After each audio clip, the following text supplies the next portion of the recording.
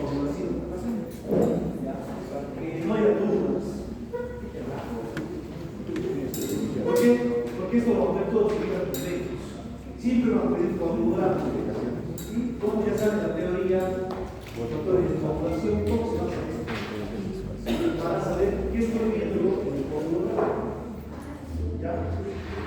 Entonces, lo primero que vimos es el tiempo de coagulación o el tiempo de White, ¿no? Entonces, ¿cuál es el valor normal? ¿Cuál es el valor normal del tiempo de coagulación? 10, hasta 10 minutos. Hay algunos laboratorios que dicen hasta 12, pero generalmente casi todos hasta 10 minutos. Entonces, ese es el tiempo normal de la coagulación. ¿Cómo lo hacían esto? Sacan la sangre y lo llevan a baño María, más o menos a 36 grados, y luego es una gradilla que se mueve automáticamente, y el laboratorista espera que la sangre se coagule en el tubo. ¿Cuánto es el tiempo? 10 minutos. Luego que si usted coloca un catéter, o sea, una válvula que analiza una vena, ¿cuánto tiempo tendría que taparse ese catéter? 10 minutos. ¿Por qué? ¿Cuál es el tiempo de coagulación? Usted sabe, tendría tiempo de armar la caída, un suero, 10 minutos antes que se tape esa rama. Entonces, esto a lo que llamamos. Entonces, ¿qué estoy viendo aquí? ¿Qué factores de coagulación con el tiempo de coagulación?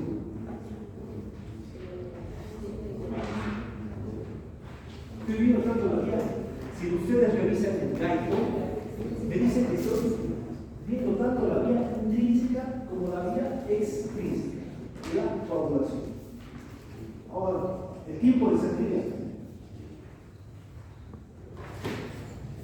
Alfredo, ¿cómo valoramos el tiempo de sangría?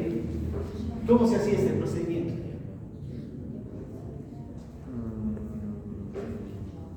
Existen dos métodos. ¿Y de loop cómo se hace? ¿Vino la anterior clase? ¿Estaba? ¿Cómo lo hacía? María Belén. Fuerte. En ese método se escuchaba que era No el oído, el lóbulo de la oreja, con una lanceta ahí. ¿Y ahí qué tenía que hacer?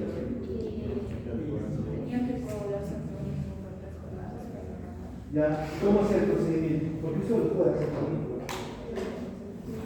¿Cómo lo hacía? Ya.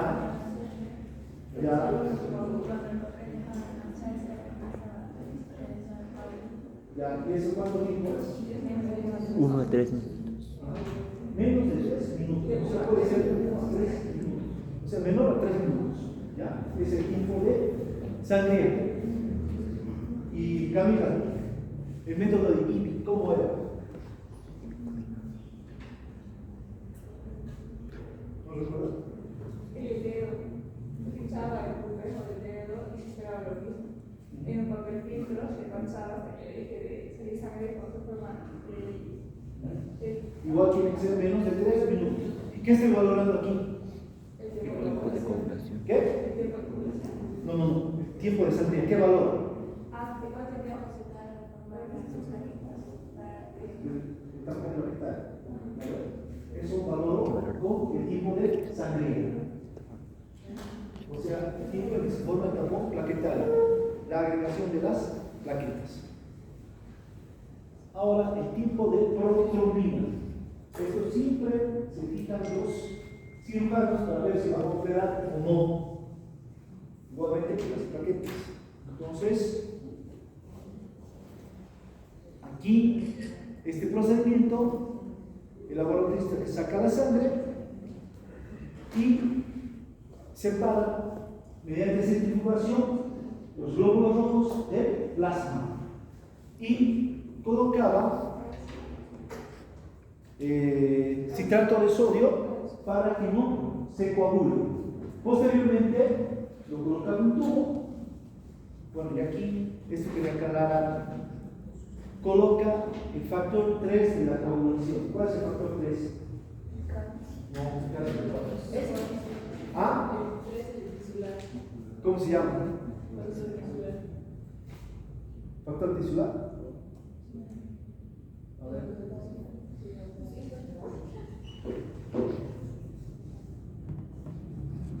Factor tisular o tromboplastina. ¿Ya? Eso es lo que coloca el tubo cuando hace el tipo de protrombina. Yo me confundí en la anterior clase, dije ion calcio, no, ion calcio 4, no, es el 3 que se coloca. Eso cambia. ¿Ya? ¿Hace? No. 4. La anterior clase dije que el factor 4 era el que se colocaba para sacar cuando está el plato, no, es el 3. Es el factor tisular o tromboplastina. Así es, ¿no? ¿Ustedes funciona? Dije el 4, no, es el 3. ¿Ya? Eso para que no quede dudas y digan que no he dicho, que no es así. Entonces, se colocaba este factor 3. ¿Y cuánto es el tiempo normal de protrombina para que se forme el coágulo dentro del tubo? Menos de 12 minutos. Menor a 12 minutos. ¿Ya? Entonces, esta factor 3, esta tromboplastina que estoy aplicando, hace que la protrombina se transforme en trombina, se une al fibrinógeno, forma el monómero de fibrinógeno, luego el monómero de fibrina, para luego dar una fibrina insoluble, estable. ¿Cierto? Es un coágulo estable. Entonces, este tipo de protrombina es de 12 minutos. Ahora, la protrombina, ¿qué factor es? 2. Sofía, si se haya aumentado este tipo de protrombina, ponerle 20 minutos, ¿ya? Entonces, ¿de qué sospecharías? ¿Por qué está aumentado?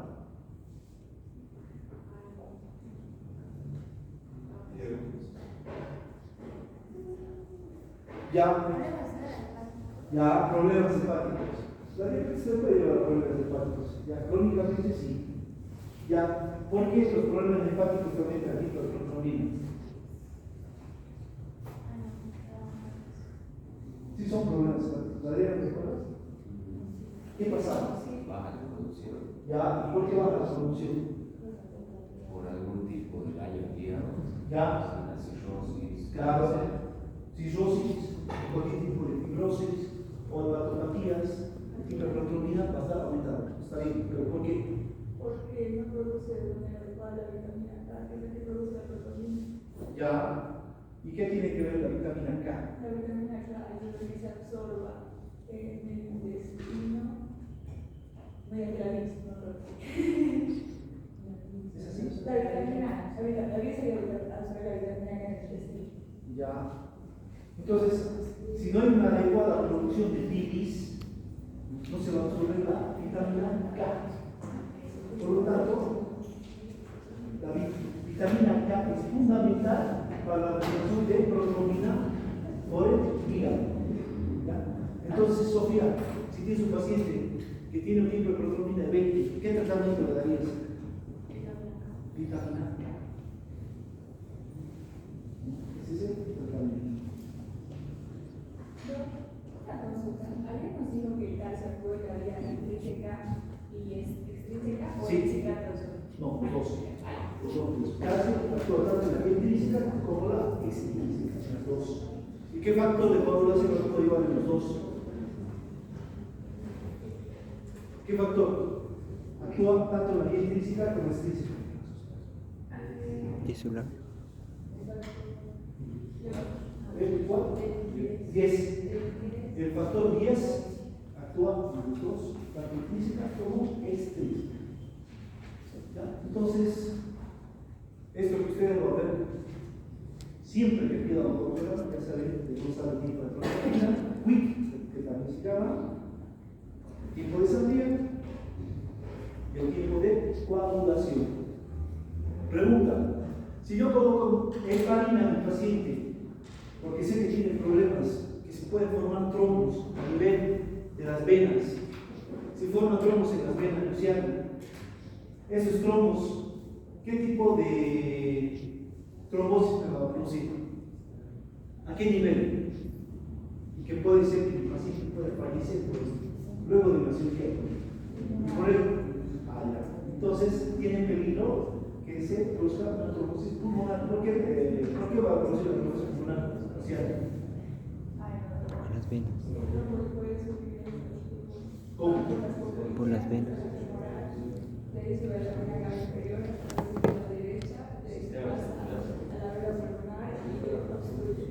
Llega hasta los capilares pulmonares por el sistema venoso. ¿Ya? Entonces, si yo coloco heparina en este paciente, ¿cuál va a estar alterado? ¿El tiempo de coagulación, el tiempo de sangría o el tiempo de protrombina? ¿Cómo yo puedo decir si la heparina está haciendo efecto? ¿Cuál estaría alterado? Protrombina. ¿Qué dice? Aquí, Juan. ¿Qué estaría alterado? Protrombina. ¿Qué es eso? Juan Jesús. Protrombina. Allá. Campanín, ¿qué dice? ¿Qué estaría alterado? ¿Será el tiempo de protrombina, no? Tiempo de protrombina. Rocío. Protrombina. ¿Por qué Rocío? Protrombina.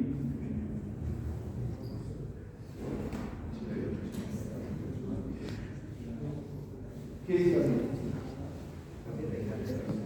No, no está justo eso. Le dejo punto.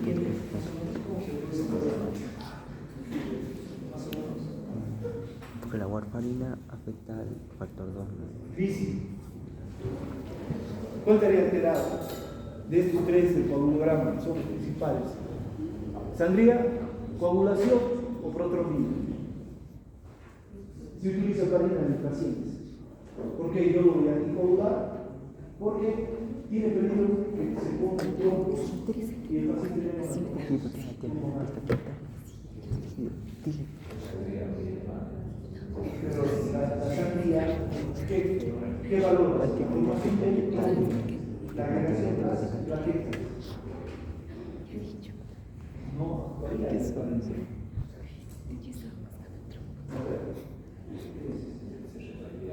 o sea, la heparina. No, yo me refiero ahorita. La heparina, ¿cuál me altera? ¿El tiempo de coagulación, el tiempo de sangría o el tiempo de protrombina?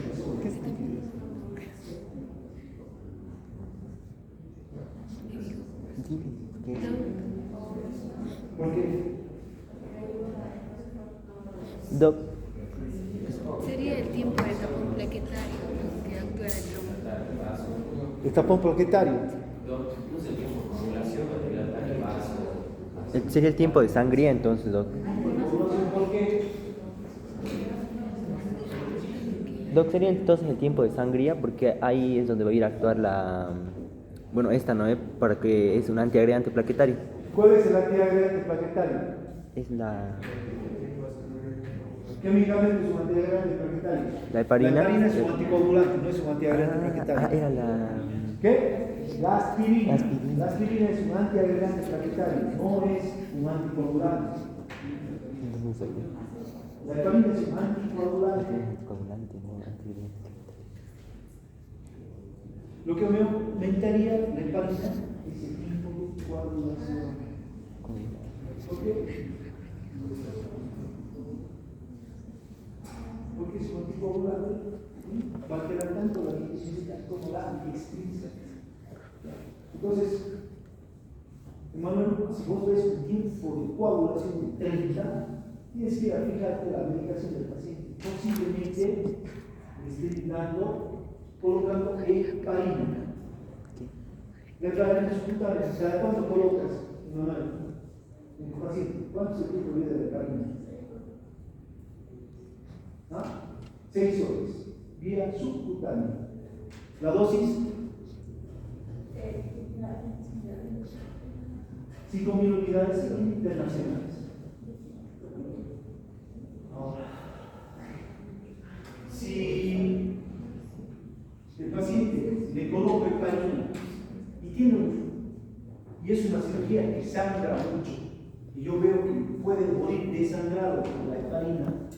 ¿Cuál sería el antídoto de la heparina? Creo que eso no lo digo, pero está en el libro engaño. ¿Cuál es el antídoto de la heparina? Sobre todo esto se utiliza en cirugía cardíaca. Viene el cirujano cardiovascular, te pinza la aorta y le pide al anestesiólogo que le haga heparina para que no se coagule la sangre. Hasta eso, él coloca bypass. ¿Qué quiere decir bypass? Es más o menos, va a unir, digamos, un extremo distal y proximal de la aorta mediante este bypass. Así, es un material sintético, el cual va a suplir a esa parte de la aorta que ha sido dañada o donde existe un aneurisma. Entonces, hasta que él coloque el bypass, la sangre no tiene que coagular. Una vez que el bypass está colocado, él desclampa la aorta y la sangre va a pasar por el bypass. Entonces, hay peligro, como la heparina va a ser circulando durante 6 horas, que comience a sangrar. Entonces ahí yo tengo que administrar el antídoto de la heparina. ¿Cuál es? ¿Ya lo tienes? No busca en Google, siempre lo veo.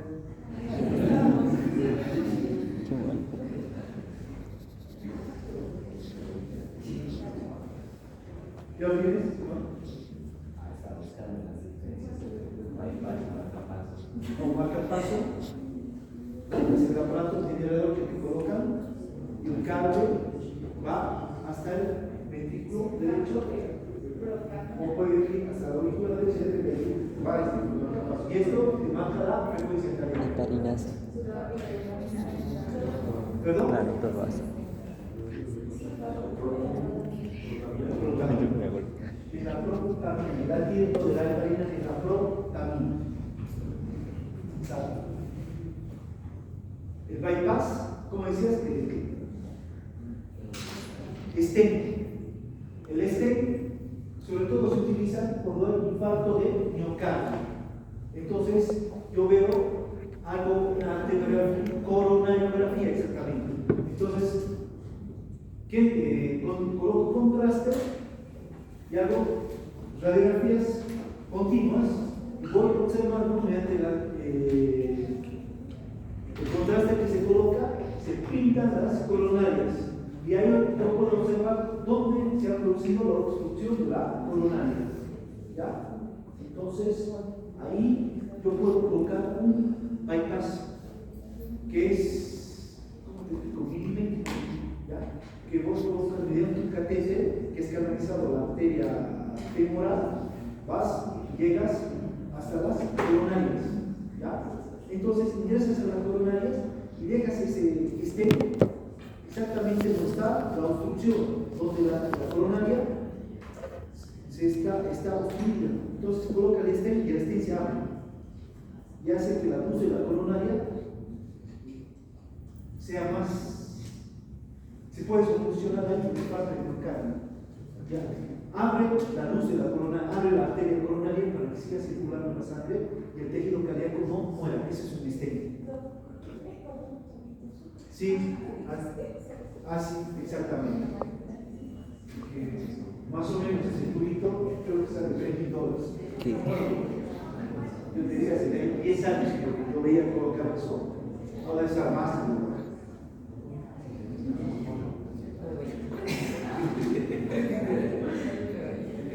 Aquí con los tubitos.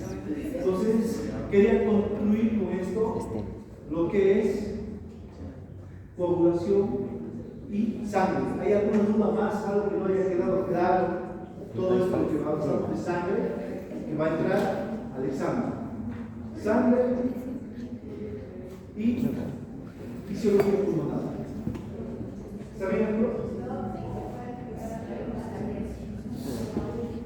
Había crisis. Hay crisis. Pero te tienes que guiar por la comunidad. Yo no sé. Yo solo lo que doy ejemplo en el gráfico, nada más. Bueno, yo cuando estaba en la facultad, en el segundo año, me pedían que tenía que aprender de memoria esto. Pero el pasado tercer año ya que me acordaba. Pero, o sea, yo cuando estaba en el segundo año con ustedes, docentes me pedían de memoria esto. Ya después que aprendo fisiología en el tercer año ya. ¿Quién se sabe analizar? Entonces, ¿qué tengo que saber diferenciar de la vía intrínseca? Que aquí tiene que haber un traumatismo de la sangre. ¿No ven? O sea, está en contacto con el colágeno. Entonces, ahí se va a activar la vía intrínseca. ¿No? Entonces, tengo el factor 12 que se va a activar por ese traumatismo que hay a nivel de la sangre. Este factor 12 activado, gracias al sininógeno precateína, va a activar el factor 11. Y este factor 11 activado, junto al calcio, va a activar al factor 9. Y este factor 9 activado activa al factor 8, junto a la protrombina, junto a la trombina. Entonces, este factor 8 activado, más el calcio y más el factor 9 activado, activa al factor 10. Y este factor 10, justo a los fosfolípidos de las plaquetas que han sido destruidas,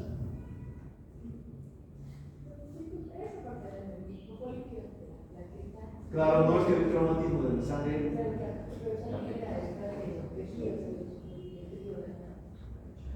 Sí.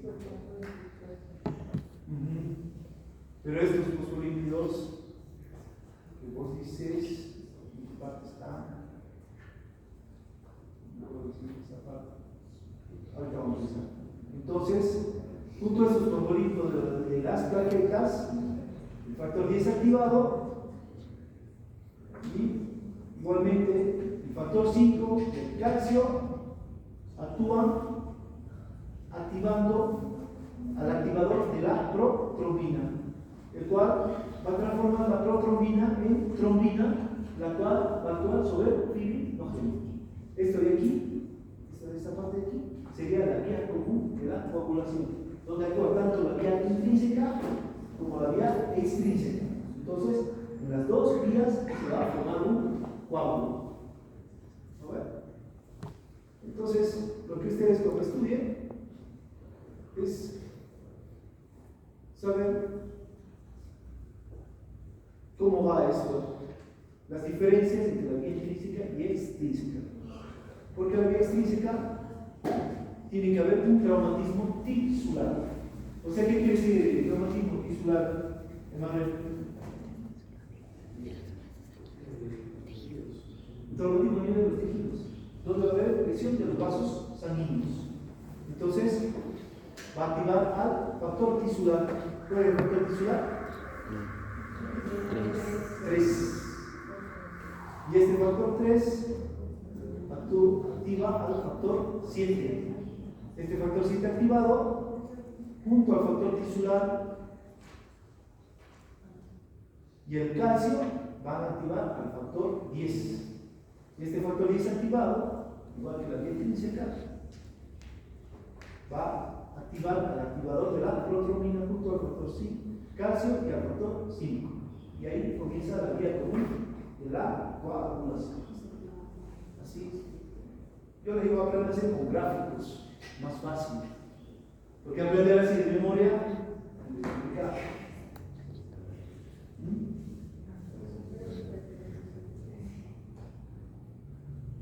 Bueno, igual saber todos los factores de coagulación, sobre todo fibrinógeno, protrombina, el calcio es muy importante, y qué factores están involucrados en las hemofilias. La hemofilia, ¿qué factores componen el hemo? ¿Es la más común? No. ¿Qué factor mueve? La hemofilia 8. ¿Qué otro nombre se escribe el factor 8, Luciano? Hemolítico.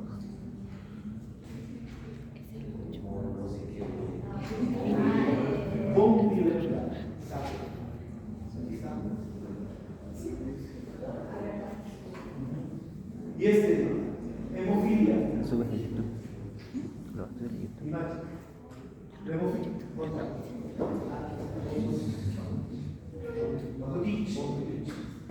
Hemofilia A, por el factor de. ¿Quién enferma? ¿El hombre o la mujer? El hombre. ¿Y la mujer qué es? Solo es portadora de la hemofilia A. Y es la más común. Como la sífilis. Otra pregunta. No sabía eso. Adrián, ¿cuáles son los factores vitamina K dependientes?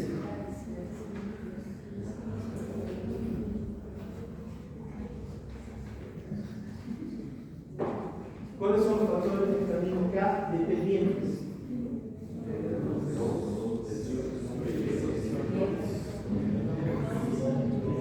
Dos,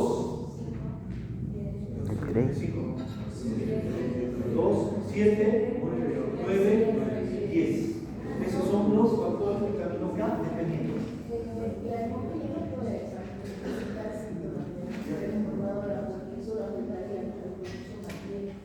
Bien. Pero estaba leyendo 2, 7 y 9.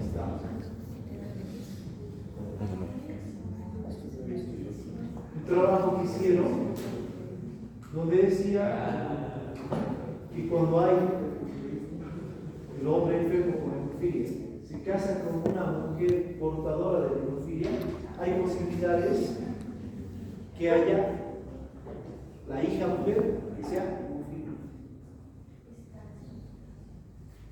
Antes se decía que era imposible, pero puede pasar que se desarrolle hemofilia si hay esto.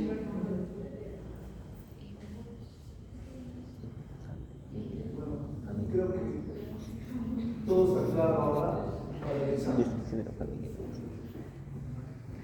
La warfarina es un anticoagulante. ¿Cómo actúa? El factor 2. ¿Cómo actúa la warfarina? Afecta al factor 2. En el hígado, ¿verdad? Vitamina K dependientes. Entonces, ¿cómo valorarías si la warfarina está haciendo efecto? En la coagulación, ¿qué estaría aumentado? El tiempo sería mayor a 12 minutos. ¿Qué tiempo? El tiempo de coagulación. El tiempo de coagulación es de 10. De 10 minutos, mayor a 10 minutos. Sería de 12. ¿Qué estaría afectado si mi paciente toma warfarina? Por eso. Eso de dicho. Eso de ¿Cómo utiliza mucho? Porque anticoagula mucho. mayor a 12.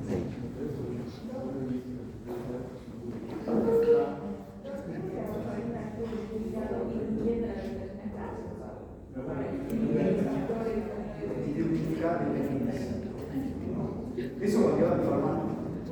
Eso próximo ahí van a hablar. ¿Cómo se llama? Dice mayor a 10. Entonces que mayor a 10. Porque en fisiología ya esas partes si no va a ser mucho.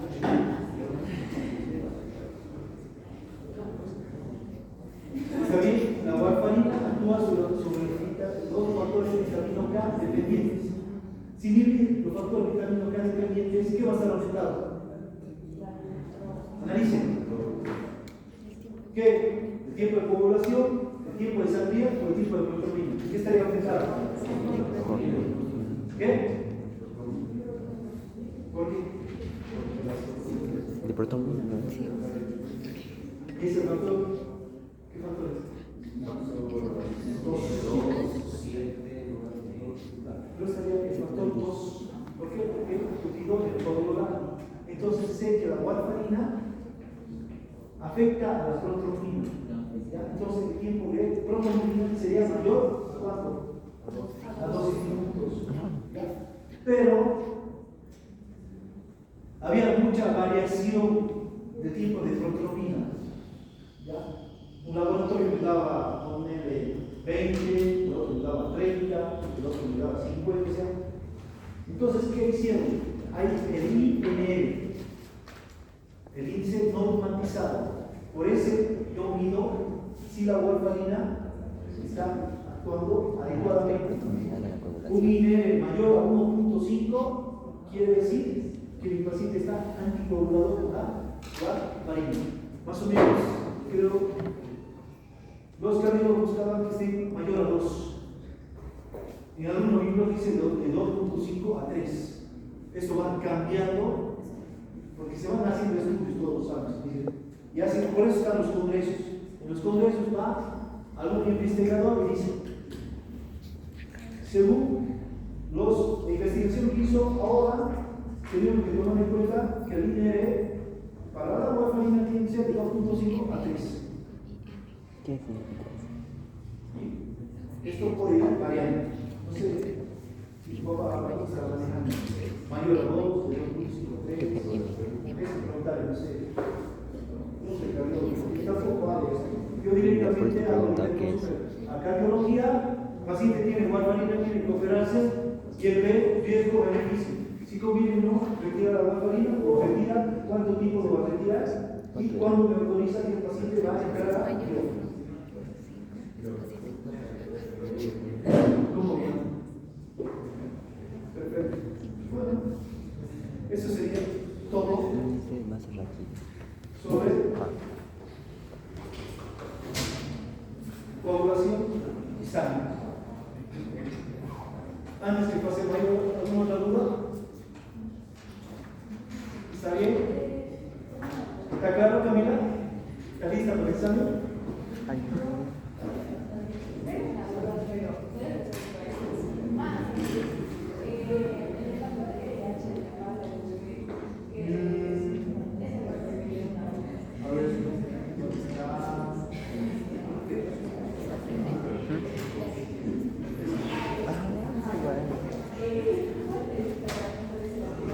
¿Qué es eso?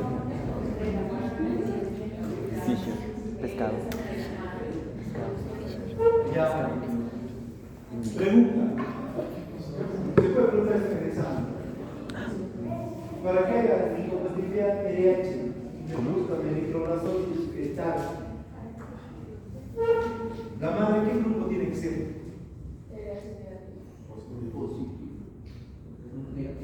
La madre es negativa. El bebé es positivo. ¿Por qué? Porque seguramente su papá es RH positivo. Entonces, cuando el bebé pasa al canal del parto, los antígenos RH, que es el antígeno D, pasa a la madre se inmuniza, produce la inmunización de la madre. ¿Ya? Entonces, ella va a producir anticuerpos anti-RH o anticuerpos anti-G. Y en el segundo embarazo, durante el parto, estos anticuerpos van a pasar al bebé. Entonces, se va a producir una hemólisis de sus glóbulos rojos. ¿Ya? Y en el tercer parto, va a ser peor porque la mamá va a estar mucho más inmunizada. ¿Ya? Entonces, aquí se puede producir mayor hemólisis, mayor destrucción de glóbulos rojos, lo cual me va a producir una anemia. Posteriormente también me va a producir una ictericia. Cristian, ¿por qué se va a producir una ictericia?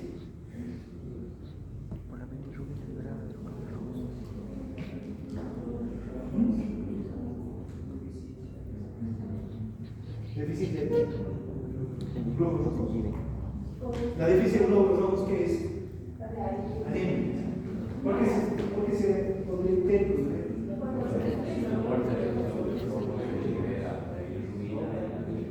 La bilirrubina, ¿a partir de qué se forma? Pero para que se forme la bilirrubina, ¿qué parte? ¿El E o la globina? Es un poquito.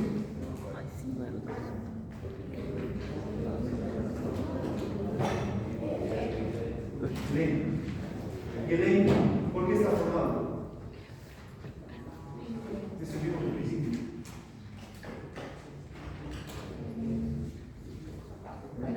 Porfirinas, ¿qué más? hierro. Entonces, de ahí saldría la bilisumina. ¿Cuál sería la bilisumina indirecta? La cual va a hacer que el paciente se ponga ictérico. Y como trata de producir mayor cantidad de glóbulos rojos, va a haber estrenomegalia, hepatomegalia y eritroblastos. Es por eso que se conoce como eritroblastosis fetal. ¿Ya? Entonces, si el niño está anémico, está ictérico, y quiero mejorar la anemia, ¿qué grupo de sangre le coloco como tratamiento? Si le coloco se la mama, va a tener una matada. ¿Por qué? ¿Por qué? Ustedes me matan a ver si coloco de la mama. ¿Qué tipo de cosa? Anti-RH o anti-D. ¿Qué sangre, qué grupo de sangre tenés que colocar, Camilo? Su papá, entonces. ¿Qué sangre le colocarías? Moira. ¿Perdón? Positivo, ¿por qué? ¿No había reacción?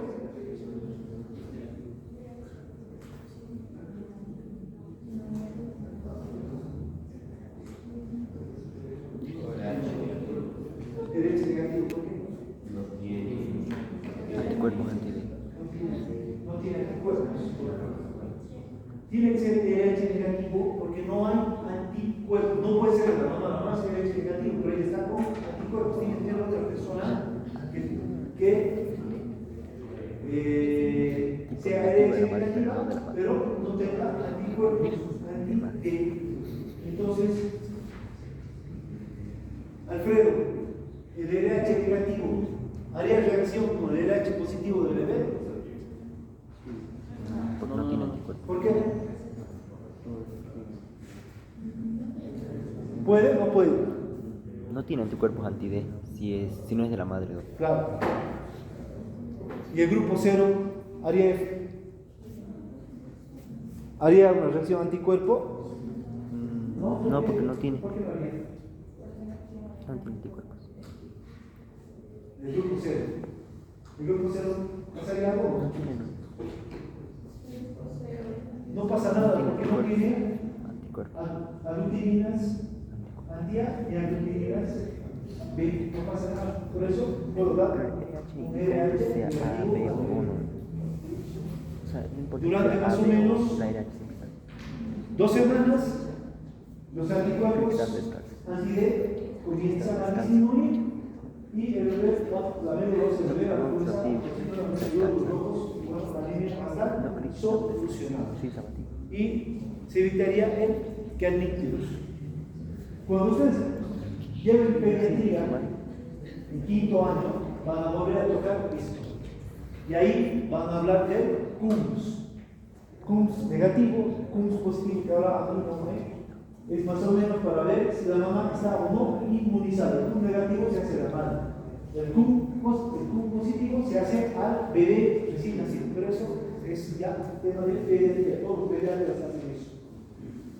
Para valorar si la madre está inmunizada o no para el bebé. Bueno. ¿Está claro, Valentina? ¿Tu duda? Sí. ¿O hay alguna otra duda? No, sí, era eso. Sino que la anterior había dicho que era de la madre y era. Ah, sí. ¿De la madre? De la madre. No. No puede ser la madre si tiene Claro, anticuerpos. ajá, exacto, el anticuerpo. Bueno. Ya nos quedamos bien. Está diciendo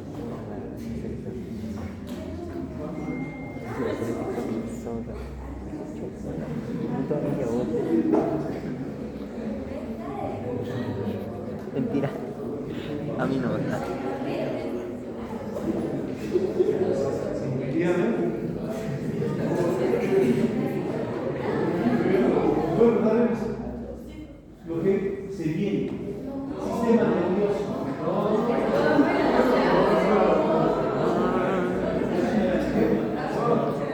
Pero veamos que ya no hay dudas. Ya no hay dudas, te quiero a ti. Si hay dudas, Doc, tu patrón. Doc, tu patrón. es que Aceptaba, ¿no? si no avanzo, no voy a terminar el programa. Vamos, muy rápido.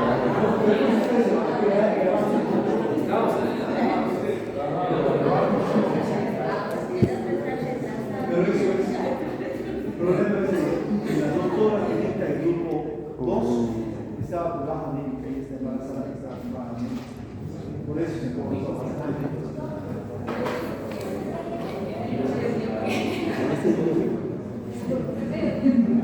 Esto lo voy a avanzar de una manera mucho más lenta, porque lo más complejo para mí, especialmente, neurofisiología, porque hay que comprenderlo más o menos bien, porque en quinto año, no sé cómo será el servicio, va a llevar neurología y neurocirugía, y el neurocirujano o el neurólogo que es tópico, sabe neurofisiología. Directamente va a comenzar a avanzar patologías. Bueno, si ustedes no se ubican muy bien aquí, Se puede reprobar el internado. Se puede reprobar el internado. entonces, ¿qué vamos a ver primero? Es la organización del sistema nervioso, sus funciones básicas de sinapsis y neurotransmisores. Es el tema 46 de su libro de Guyton. Entonces, ¿qué vamos a decir aquí? Que la neurona del sistema nervioso central es la unidad funcional básica. Entonces, estaría dada por la neurona. Esta neurona está en un número de 80 a 100 mil millones en el sistema nervioso central. Como vemos, estas neuronas tienen sus partes. Tienen, podemos aquí, las dendritas, que son ramificaciones que siempre van de la periferia, eso no tiene que olvidar, las dendritas siempre van de la periferia hacia la parte central, que es el cuerpo o el soma. Siempre las dendritas van a estar ubicadas en la periferia. ¿Ya? Luego se continúa por el cuerpo, soma, que ponemos aquí, y luego tenemos un axón. Este axón, ¿ya?, que siempre va a ser uno, no es como las dendritas que están así de ramificadas. Después vamos a ver qué son estas terminaciones. Tienen conocidos como botones terminales, tienen varios nombres. ¿Ya? Entonces, tenemos el axón, el cual es el que va a hacer sinapsis, ¿ya?, con otras neuronas que pueden ser las neuronas de segundo orden. ¿Ya? Entonces, la señal aquí a nivel de las neuronas circula en sentido anterógrado. ¿Qué quiere decir esto? ¿Qué quiere decir anterógrado?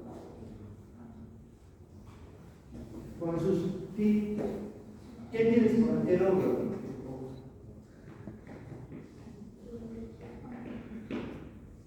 Carlos, ¿qué significaría anterógrado? La señal circula en sentido anterógrado. ¿Qué quiere decir esto? ¿De qué? No, perdón,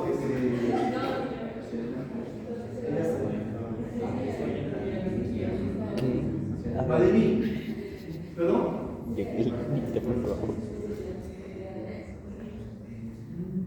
Más o menos. ¿Qué dice Yesenia?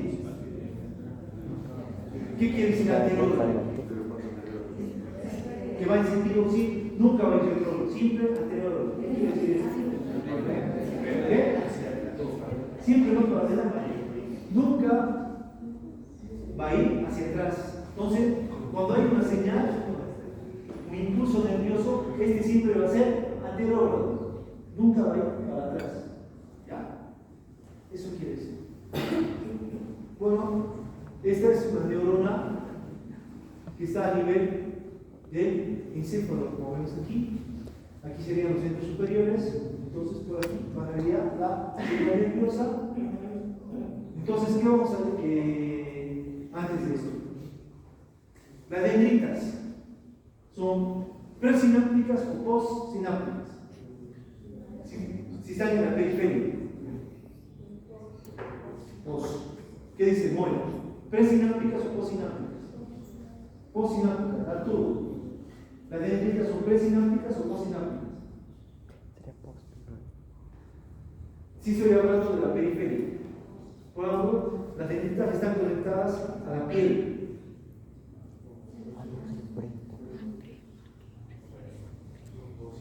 Postsinápticas. ¿Qué dice Sebastián?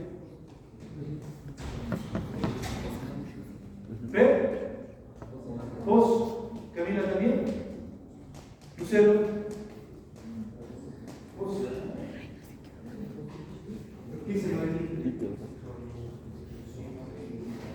Carla. ¿Qué?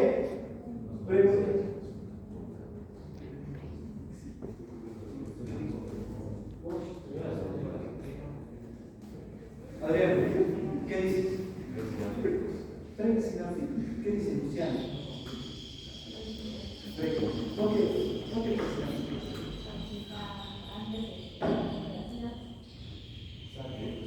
Son los que van a recibir la información.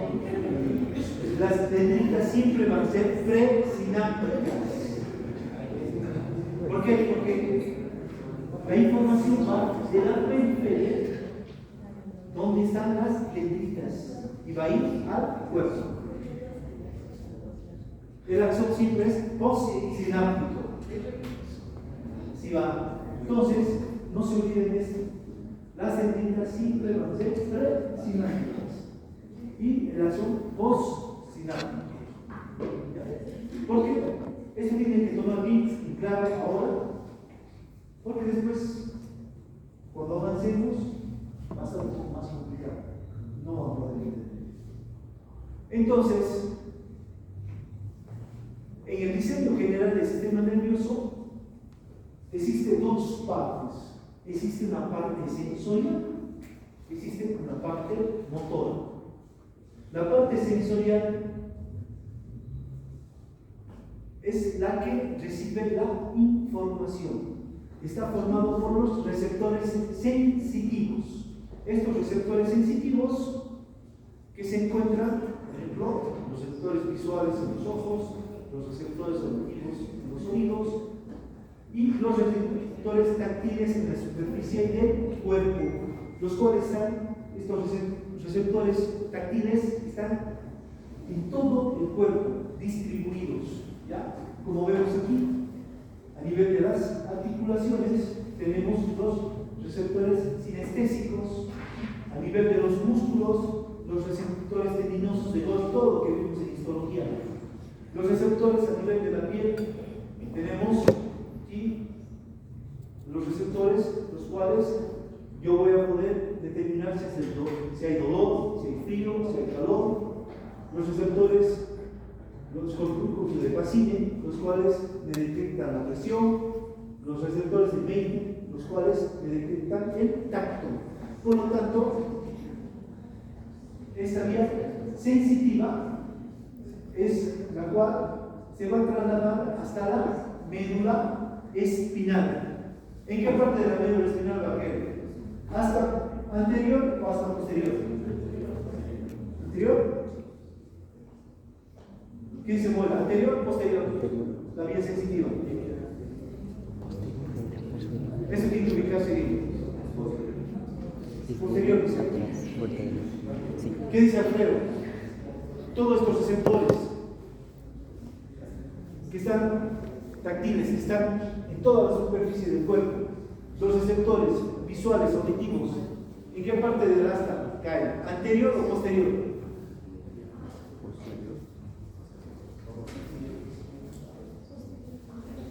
Aquí dice posterior. ¿Qué dices, Alfredo? Esto es anatomía, lo que llevaba el año pasado. Eso tiene que ubicarse bien. Ustedes lo van a ver. ¿Qué es la misma? ¿Anterior o posterior? Anterior.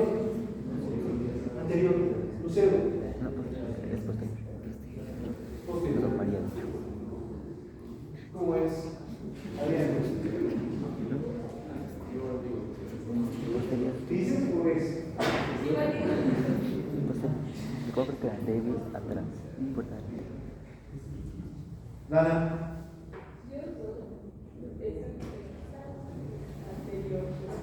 ¿Cómo? Anterior o posterior, la vía sensitiva. La vía sensitiva siempre cae en el asta posterior de la médula espinal. Siempre. ¿Ya? Entonces, está en el asta anterior y por lo tanto de aquí esta vía sensitiva va a subir hasta la corteza, donde se va a analizar y va a haber una respuesta. ¿Ya? Eso siempre cruza. ¿De qué? Vía espino talámica. Eso lo explica después. Aquí va a sonar.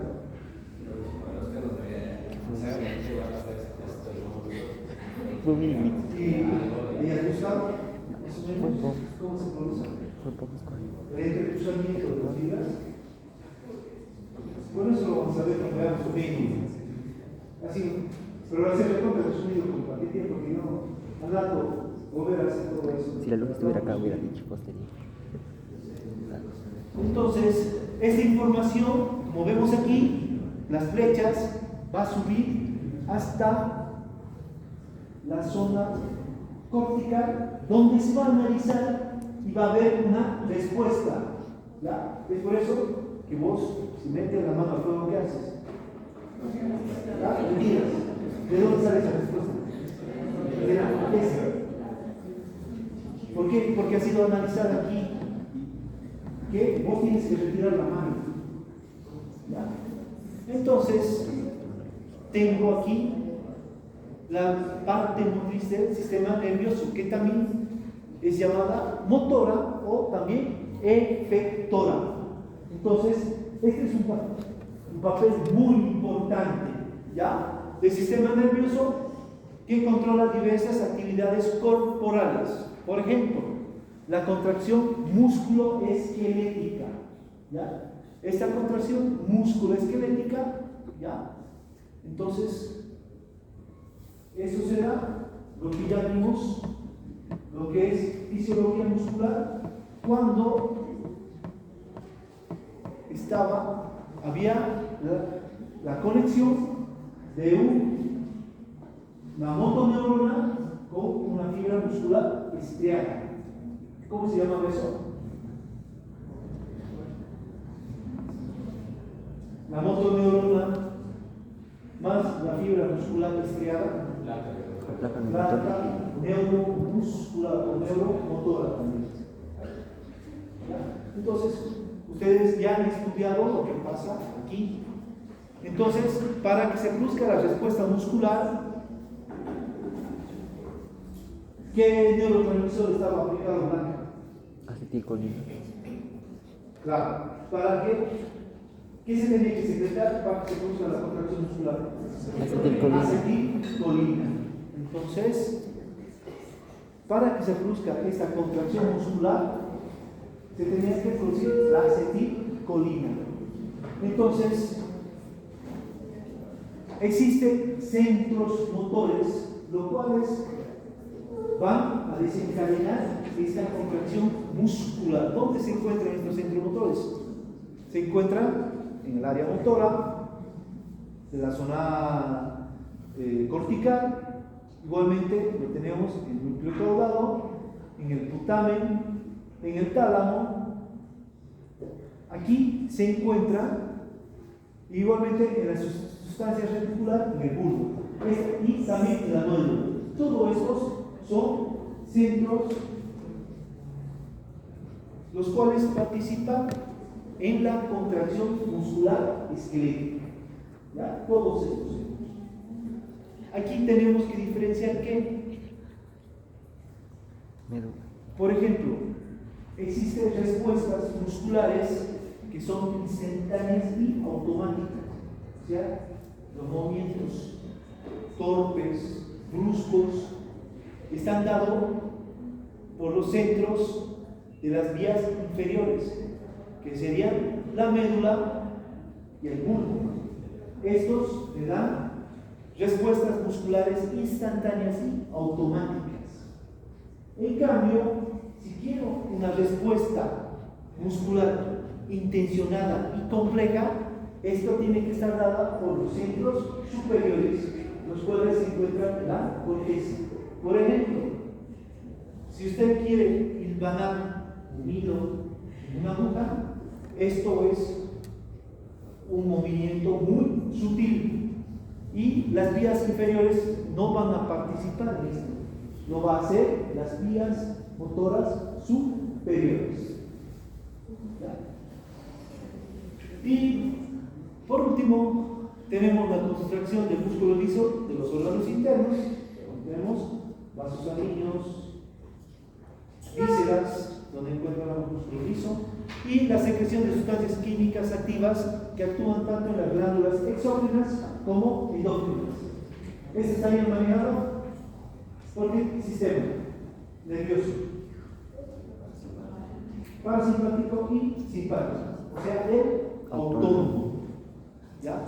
Entonces, estas dos, la contracción del músculo liso y la secreción de sustancias químicas activas, ¿sería voluntario o involuntario? Involuntario. ¿Ah? Involuntario.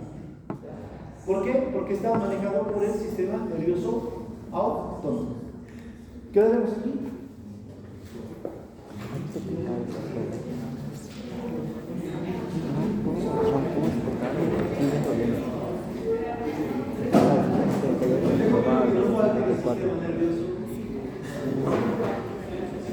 No, espérate. Es que ya siempre con la cabeza. Yo a la hija de la aquí me da una cosa. ¿Qué vas a hacer?